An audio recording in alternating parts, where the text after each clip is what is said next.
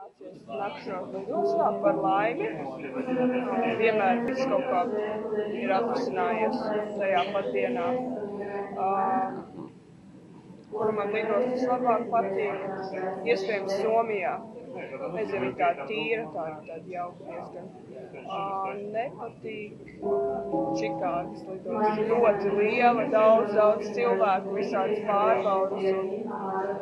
Jā, man nepatīk. O'Hara. Kas? O'Hara, Čikāga. Jā, vai tā viņš to sauc?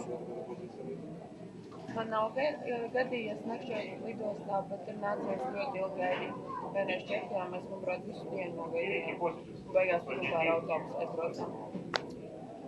Tāda, es tas laikam iedus vēl pasauli pie lidostas, jo tur visbiežāk ir uzturēšana. Tāda jauka atmosfēra, cilvēki ļoti draudzīgi, un mūs jau visi zina.